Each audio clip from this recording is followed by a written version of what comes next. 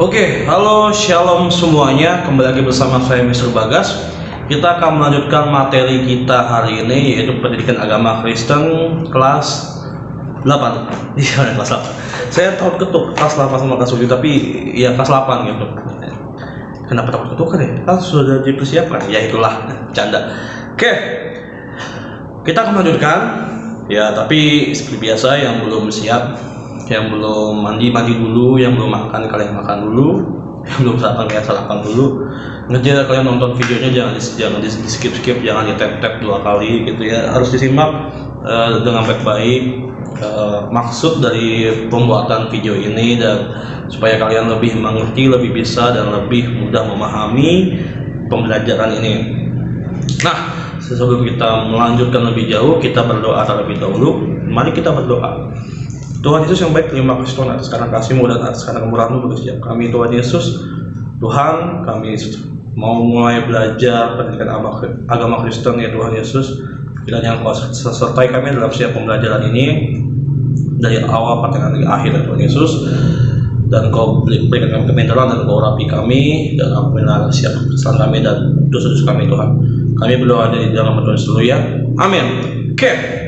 Silakan buka buku kalian di halaman 78, yaitu kita masuki bab 10, hidup berkelimpahan. Nah, saya sebelumnya mengucapkan selamat buat yang sudah tuntas nilai-nilainya, kalian sudah mengikuti bab 9 dengan baik, tantangan iman masa kini, dan kalian sudah melakukan penilaian harian berupa lisan. Dan sekarang kalian memasuki bab baru. Nah, di bab baru ini hidup berkelimpahan difokuskan, yaitu supaya gini, kalian ini mengerti dan memahami, dan kalian menjadi bangga sebagai pengikut Kristus, seperti itu. Nah, itu tujuannya itu, karena jika kalian sudah mengerti, memahami, ternyata mengikuti Kristus itu banyak hidup dan banyak berkat yang melimpah bagi kalian, seperti itu. Nah, dibacaan ayat ini diawali dengan Mazmur 37 ayat 23 sampai 26. Kita baca bareng-bareng. Tuhan menetapkan langkah-langkah orang yang hidupnya berkenan kepadanya. Apabila ia jatuh, tidaklah sampai tergeletak, sebab Tuhan menopang tangannya. Dahulu aku muda, sekarang telah menjadi tua, tapi tidak pernah kulihat orang benar ditinggalkan, atau anak cucunya meminta-minta roti. Tiap hari ia menaruh belas kasihan dan memberi pinjaman, dan anak cucunya menjadi berkat. Nah, di ayat ini sudah jelas, bahkan jika kalian mengetahui lagunya yang sudah familiar ya, seperti ini. Tuhan menetapkan langkah-langkah orang yang hidupnya berkenan kepadanya. Nah, ini kan seperti ayat firman ini. Apabila ia jatuh, tak sampai tergeletak, sebab Tuhan menopang tangannya, gitu kan ya, tangannya. Nah, seperti itu, nanti akan kepanjangan. Nah, jadi jika kita sudah hidup dalam Tuhan, jika kita sudah menjadi satu, dan kita sudah percaya seluruh kehidupan kita kepadanya, tidak pernah orang benar itu dibiarkan sama Tuhan. Bahkan tidak pernah meminta-minta roti. Maksudnya ini adalah kita tidak pernah berkesusahan. Lihat orang-orang benar di luar sana, hidupnya selalu dipelihara sama Tuhan. Orang-orang benar itu hidupnya selalu benar-benar Tuhan perhatikan, seperti itu. Jadi tidak ada orang-orang benar itu kesusahan, gitu. Nah, bahkan sampai dia bisa meminjamkan ke orang lain, dan bahkan anak cucunya itu menjadi berkat. Ini saking luar biasanya orang yang sudah hidup dalam Tuhan, seperti itu. Dan kita akan bahas di 1 Korintus 15 ayat 54 sampai 58. Dan sesudah yang dapat binasa ini mengenakan yang tidak dapat binasa, dan yang dapat mati ini mengenakan yang tidak dapat mati, maka akan genaplah firman Tuhan yang tertulis, maut telah ditelan dalam kemenangan. Hai maut, di manakah kemenanganmu? Hai maut, di manakah sengatmu? Sengat maut ialah dosa, dan kuasa dosa ialah hukum Taurat. Tetapi syukur kepada Allah yang telah memberikan kepada kita kemenangan oleh Yesus Kristus, Tuhan kita. Karena itu, saudara-saudaraku yang kekasih, berdirilah teguh, janganlah goyah, dan giatlah selalu dalam pekerjaan Tuhan, sebab kamu tahu bahwa dalam persekutuan dengan Tuhan jerih payahmu tidak sia-sia. Katakan amin. Amin. Oke. Nah, jadi ini diawali dengan sebuah firman Tuhan dari yang 1 Korintus ini pun, bahwa semua tubuh kita, jasmani kita sudah diganti dengan tubuh kemuliaan. Inilah poin kemenangan kita. Gitu. Jadi hasil dari yang ayat yang di bawah ini, dalam persekutuan dengan Tuhan jerih payahmu tidak sia-sia. Karena Tuhan perhitungkan setiap langkah kita, Tuhan perhitungkan setiap apa yang telah kita perbuat, apa yang telah kita lakukan untuk memuliakan nama Tuhan.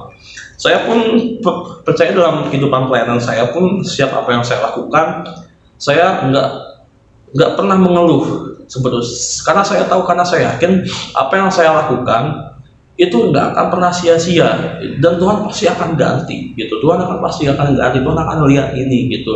Dan sesusah apapun itu saya tetap jalani yang seperti itu, saya tetap lakuin begitu. Seberat apapun, kayak saya lagi sakit gitu, pernah suatu ketika ada pelayanan, saya tetap datang, Tuhan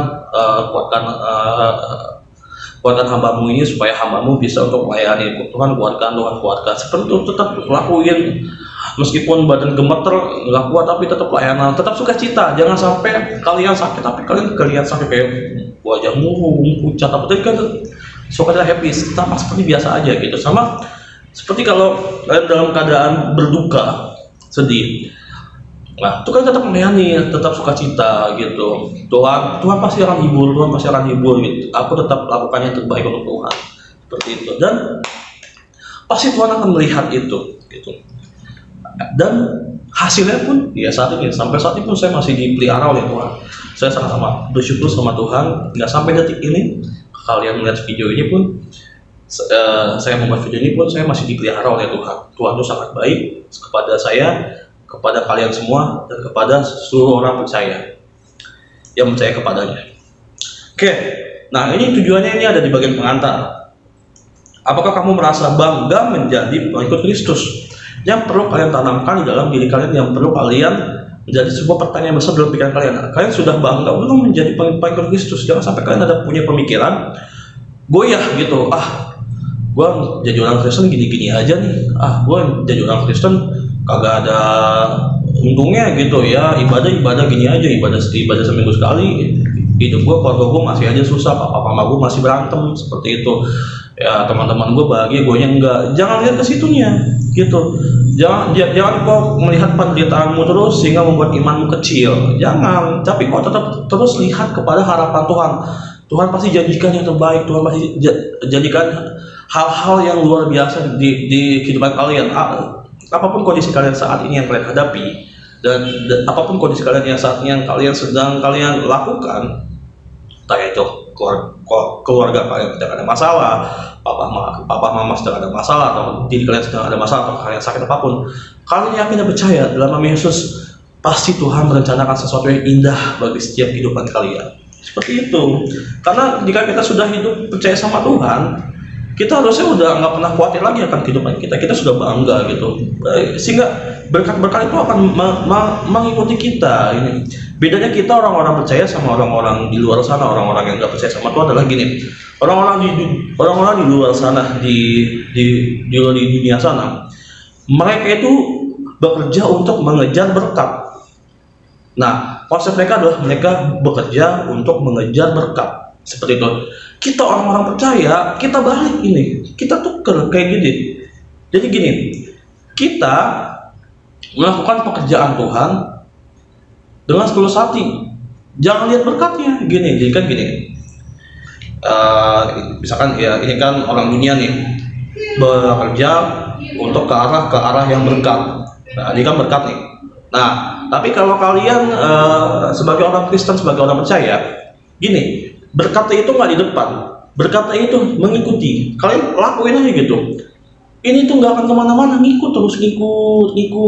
Berkat itu orang-orang Kristen itu sangat luar biasa. Justru berkatlah yang mengikuti mereka, bukan mereka yang harus mengejar berkat. Inilah konsep-konsep yang harus pahami gitu.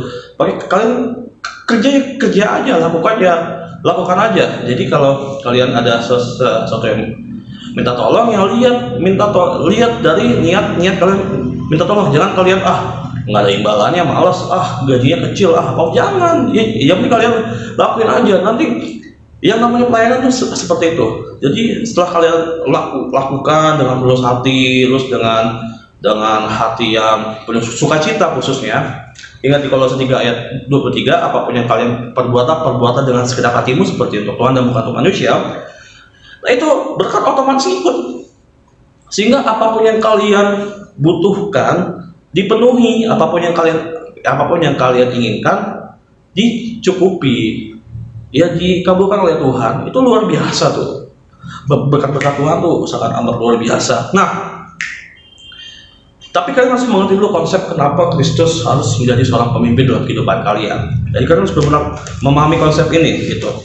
Video ini nggak akan panjang, paling 3 sampai 15 menit. Nah, apa artinya menjadi pengikut seorang pemimpin gitu? Artinya apa yang dikatakan pemimpin menjadi suatu pegangan yang harus diikuti gitu. Mengapa demikian? Karena pemimpin adalah yang memiliki pengetahuan lebih dari pengikutnya tentang apa yang ingin dicapai dan bagaimana mencapainya gitu. Jadi konsep seorang pemimpin lagi nih, dia lebih mengerti, lebih tahu caranya, lebih di atas kita lah pemimpinnya. Jadi dia lebih visioner, mengetahui dan kedepannya bagaimana. Jadi memilih pemimpin itu benar-benar yang harus di atas kita gitu. Jadi dia sudah mengetahui, sudah mempunyai visi misi, sudah memiliki segala pengetahuan. Nah, dia memimpin kita, sehingga otomatis apapun yang diperintahkan oleh pemimpin kita percaya. Seperti itu. Jadi bila seorang tahu apa yang ingin dicapai dan bagaimana mencapainya, mungkin ia tidak lagi memerlukan pemimpin. Nah, jadi kalau kita ngapain orang gua udah tahu pemimpinnya kayak gitu, maksudnya gua udah tahu caranya. Contohnya gini, jika kalian ingin mendaki sebuah gunung, pasti yang butuh namanya seorang porter gunung gini. Jadi yang porter gunungnya dia sudah memahami dan sudah ahli gunung, mendaki, mencapai puncaknya. Nah, kalau kalian yang sudah ngerti medannya, jalurnya, bagaimana trek-treknya gitu ya, kalian nggak perlu porter karena kalian sudah menguasai gitu. Ya buat apa porter, cuma buat temenin doang ya, nggak usah, mendingan kalian jalan sendiri. Nah, arti pemimpin itu adalah orang yang sudah mengetahui medannya, sudah tahu jalannya, sudah tahu di atas dan semuanya sudah tahu. Apapun yang di atas dan jalan-jalan itu, medan-medannya seperti apa, kalian ikut. Kalian percaya sama porternya belok kanan, lewat kanan, kalian ikut kanan. Jangan sampai kalian so tahu porternya lewat kanan nih, kalian kan orang baru nih, kayaknya lewat kiri aja deh. Terus kata porter, lah kok jadi tau-tauan ada kan lewat kanan. Terus orang yang baru ini so tahu, tapi feeling saya lewat kiri. Aduh, nah itu yang salah tuh. Jadi ya jangan jadi anggota yang membangkang. Kalau pemimpinnya sudah paham, sudah mengerti, ikuti pemimpinnya, belajar tahu. Nah, itu kita itu di barat kata tuh seperti itu, seperti seorang pendaki yang belum pernah mendaki dan kita nggak tahu jalannya. Kita membutuhkan seorang porter seperti itu. Nah, jangan sampai kalian mempunyai konsep, kalian sudah mengetahui jalannya. Kehidupannya kita nggak tahu kedepannya gimana. Kehidupan ini kita nggak tahu bagaimana apa yang akan terjadi setelah ini. Bahkan saya pun tidak tahu satu detik ini pun saya nggak tahu kedepannya itu akan terjadi apa gitu. Apakah saya akan ngedip, apakah saya akan garuk hidung gitu kan, apakah saya akan bersin gitu kan, nggak ada yang tahu seperti itu. Nah, kita membutuhkan Tuhan yang tahu segalanya, Tuhan yang tahu kehidupan kita, Tuhan yang mengetahui endingnya kita itu seperti apa, indahnya kita itu seperti apa. Tuhan tuh mengetahui segala rancangan kita, makanya kita memerlukan Tuhan, karena Tuhan mengetahui kita itu diarahkannya itu seperti apa. Jangan sampai kalian membelok udah bos tuh ngarahin, tapi kalian kayaknya ya bandel belok gitu, kalian buat nakal, terus kalian nggak dengar omongan Tuhan. Contohnya ya, kalian harusnya ke gereja malah kalian main sama teman-temannya, itu yang nggak boleh ya. Nah, ini masih pembahasan awal nih, sampai di halaman lembar 78.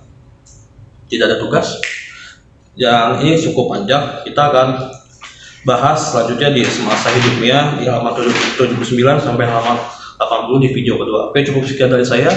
Untuk kurang dan lebihnya saya sampaikan mohon maaf, dan jika kalian masih belum mengetahui dan masih belum memahami, silakan hubungi saya. Mari kita berdoa.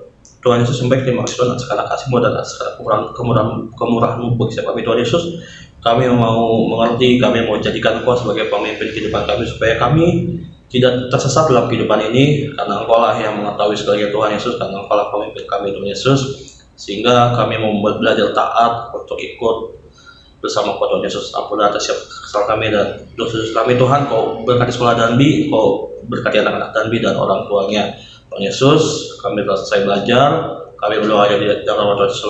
Amin. Oke, cukup sekian dan terima kasih. Tuhan Yesus memberkati. God bless you.